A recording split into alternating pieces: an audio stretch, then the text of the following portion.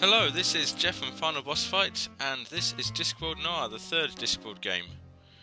Now this one's very different to the previous two games. The previous two had Rincewind as the hero and were based on storylines from the books, but this, completely original story, completely original characters. There are one or two faces that do make an appearance. I think you can just about see Death of Rats in the title screen there.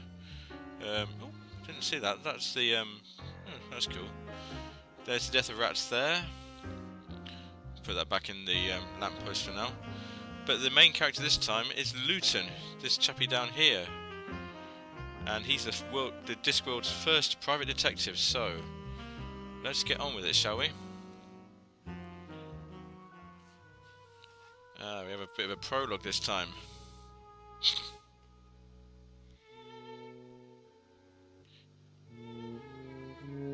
Oh, I love Terry Pratchett's writing. It's brilliant. Ask most people, they tell you Patrician's a kind and benevolent man. Never trust what most people tell you. Oh, he is kind and benevolent, as long as you do what he says. I like a bit about the goddess of misunderstandings, that's funny. Errata, the goddess of misunderstandings.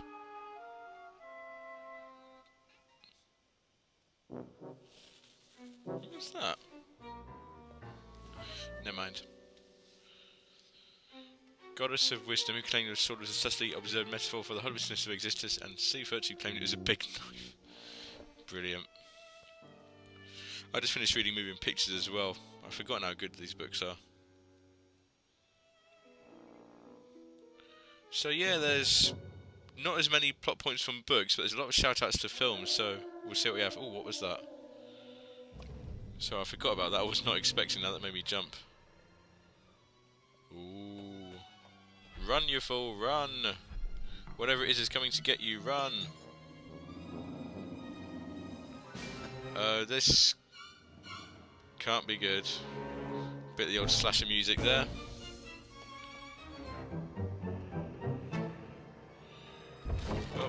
Oh.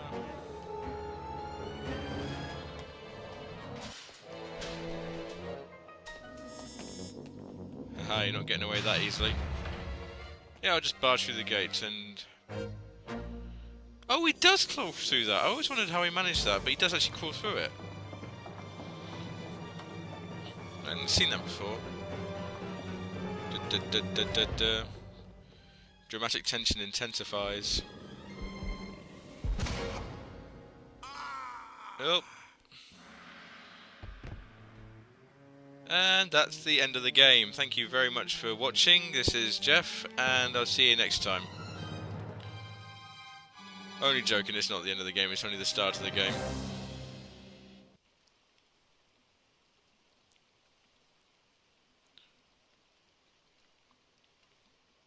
Ooh. Temple of Small Gods, possibly? Graveyard. I've had some bad days since I started work as a private investigator. But I'd never woken up dead before. It all started. How do you wake up dead? I always wondered. Cold and wet I hope I never have to find out, but I always wondered. The oldest and most depraved of all the cities on the Discworld. But hey, you've got to love it. Was it loathe it or leave it, wasn't it? Wibbly wibbly wibbly wibbly wibbly. I'd been working as a PI for a little over a month, and business was slow. Hiring an investigator to look into your business requires trust, and the amount of trust in Ankh-Morpork wouldn't fill a cup.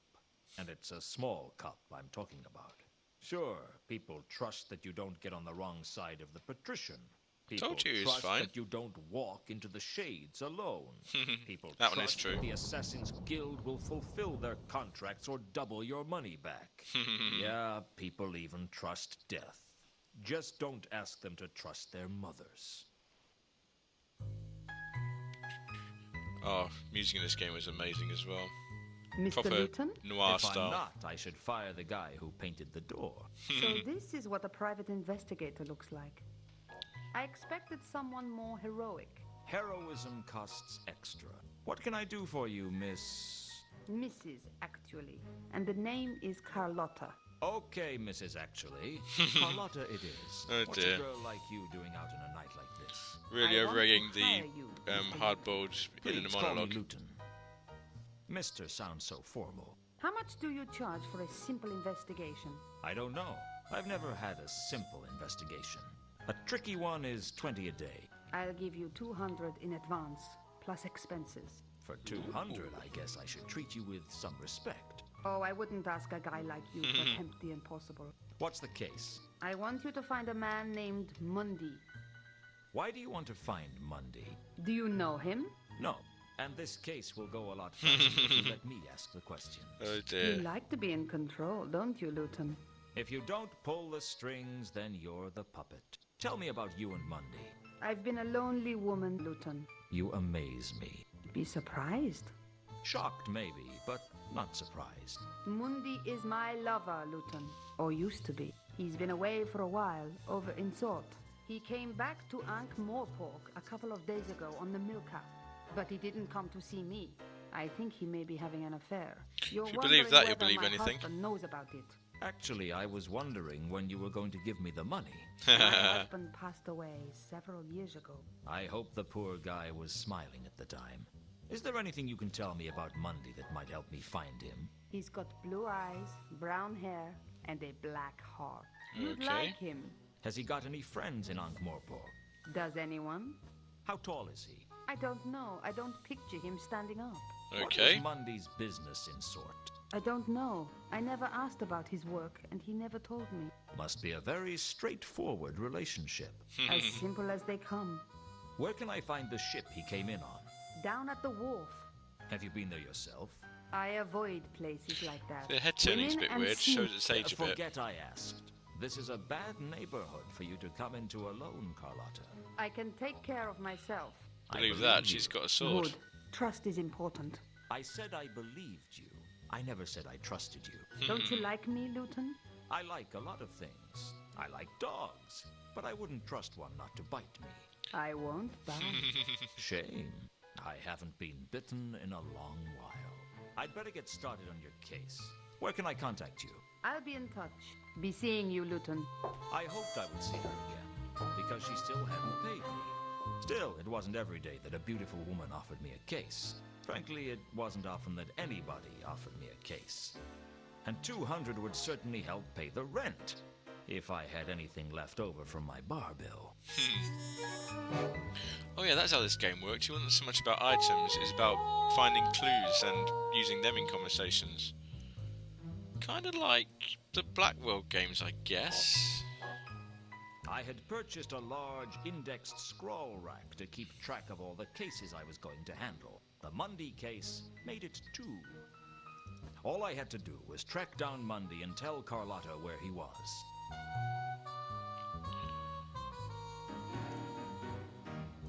Sapient pearwood comes from a plant so magical that it is totally impervious to all forms of magic, and so valuable that thieves have cut each other's throats to own it. Unfortunately, I couldn't afford a desk made out of it, so I made do with pine. It's a nice desk, though. So I guess this thing won't be following you around like the last one did, like the luggage did. I could hardly carry the desk around, even if I wanted to. Guess I'm on my own on this one. No handy chest following me. I'd purchased the imp-powered coffee bean machine from cut-me-own-throat Dibbler. Oh, that's a good The idea. man whose name was the byword for quality. With CMOT Dibbler, you could say bye to quality. I'll say this for the ICBM. It made ICBM. coffee strong enough to blow your head off. On the downside, the imp tended to use most of the beans to fuel its own addiction. Some days the poor thing was so jittery the coffee machine would vibrate off the shelf. Nothing like a cup of imp-made coffee to make me jittery and paranoid. Door. What's on the door? A lot of strange things had happened to me since becoming a private investigator. But the weirdest was the irrepressible sensation that the most important thing for me to own as a PI was a door with my name painted on the glass. Some mysteries are best left unsolved, I guess. I think we could safely say that the door to my office was just for getting in and out of my office.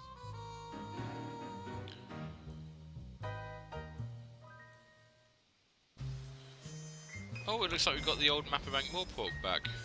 There's some changes to it. We've got... It looks like the disc in the middle. There's the Unseen U with the Tower of Art. Luton's office. Where would that be? Okay, hang on a minute. Let's have a look at this. That's the river going around there. That's the Isle of Gods. There's that. Plaza of Broken... Is that the Temple of Small Gods? Plaza of Broken Moons should be around this area. There's Hyde Park down there. Docks down... Oh, I've got to go down there anyway, to be honest.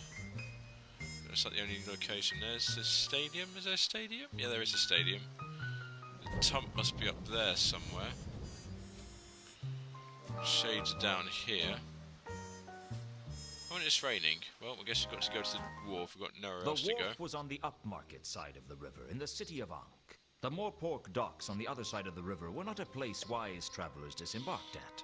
But then again, wise travelers tried to avoid Ankh-Morpork altogether. But if you traveled a lot, it was hard to miss. Like malaria. So we've got something over here. Over here. Oi. This way. Here, boy. So we've got crates.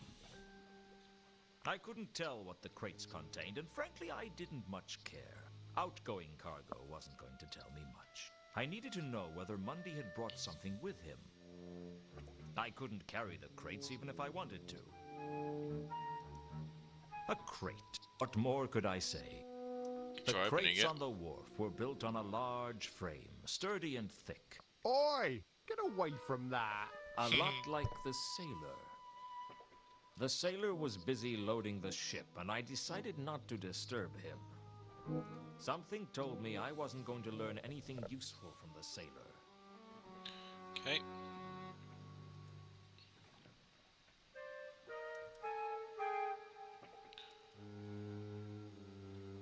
Excuse me. The Milka was a tramp schooner, one of the many ramshackle ships that plied their trade around the Circle Sea. From the looks of it, it should have sunk years ago. Even the rats thought twice before boarding it. The first mate didn't look particularly willing to let people aboard. Mr. The Scotland. first mate wasn't as hostile as I might have expected, but he wasn't particularly helpful either. Are you the first mate? Arr! Shiver the timbers! Hoist the main brace! Let's start again. Are you the first mate? Aye! That I be! You're not going to get any money off me, so you can drop the fake accent. Sorry, you know how it is. Some people are stupid enough to fall for that sort of thing. What can I do for you? Ah, yes. Can talk, say bye-bye, and use stuff from here. So let's talk to you When first. do you sail? As soon as we've got her loaded. How much is passage? Where are you looking to go? I don't know. Sort, perhaps. We've just come from there. It'll be a long time before we get back there again. Did you bring any passengers? Sure. We always try to take a couple of passengers. They pay their way, and if there's a big storm, they are very useful as to sacrifice to the angry sea gods. Of course, Brilliant. we tell people they were washed over the side. Thank you very much. What were the passengers on the last voyage like? There were 3 of them. One of them seemed all right, but the other 2, I don't know about them. There was something strange about them. Got a clue. Do you sacrifice passengers often? No, the captain doesn't like it. He says it's bad for business. I said that we were advertising ourselves as offering an exciting tour of the Circle Sea. But he pointed out that most people would expect the tour to be above the water. If I'd had my way, we'd have thrown some people off the last voyage. Bad omens? The whole crew had a bad feeling of dread from the moment we set off. Looking at the state of the ship, that doesn't come as a surprise. Now let's try what we've got here. Oh, yes. What do you know about a woman named Carlotta? Doesn't ring any bells, I'm afraid. What was strange about these passengers? I don't know. One of them seemed kind of foreign. I mean, more foreign than most. Interesting. Yes, here we go. Oh, so what's this one then? Contacts and suspects. Blank.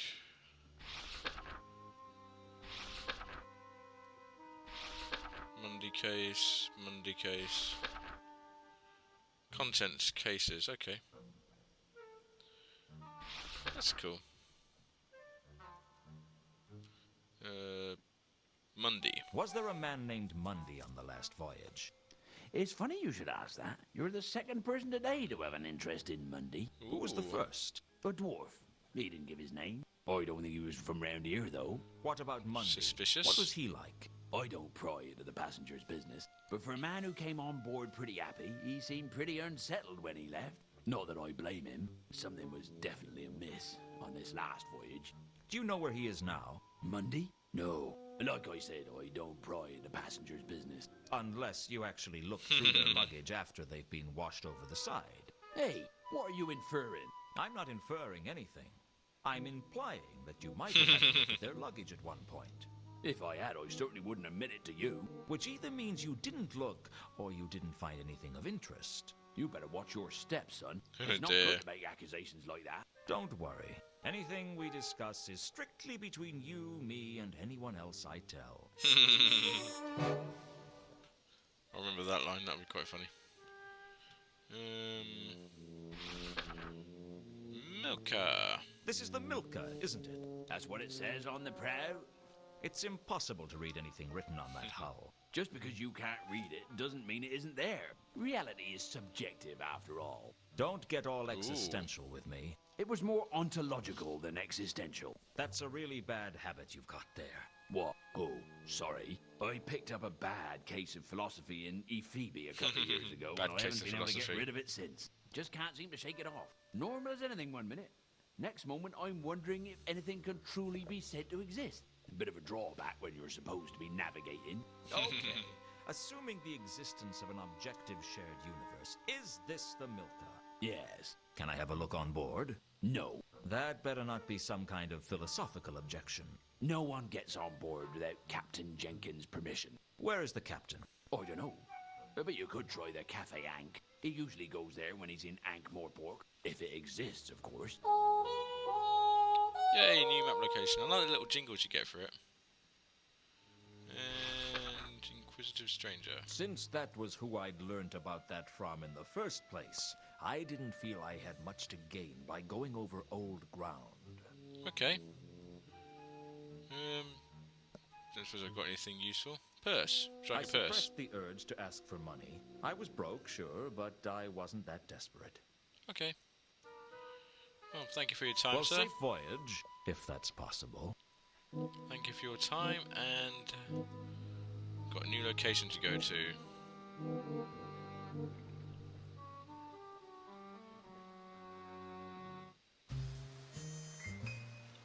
Cafe Ankh, which is all the way up here. Seems fair. Ooh.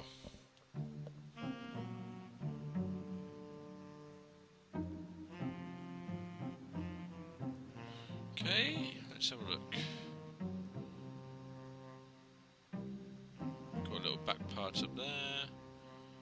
And not a whole lot else, so let's start here first.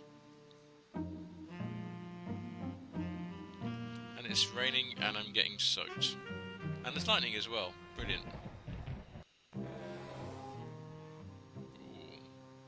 I love that, that's a crowbar. I figured the golem wouldn't notice that the crowbar had gone missing. Not that I'm saying it didn't need it, just that I'd figured I'd get away with stealing it. Yay, we got The an cart item. was being loaded with barrels of wine. Apart from the wine, I can't say I was interested. Okay. I guess I never really noticed that the Cafe Ankh had a wine cellar before. Perhaps if they'd run out of drinks at the bar, I'd have been more inclined to investigate. I knew full well that I wouldn't be able to get down there without permission and the right key. Okay. Can I do anything with this? I decided not to try stealing the wine barrels. Oh, I got a crowbar. Nearly always the first item.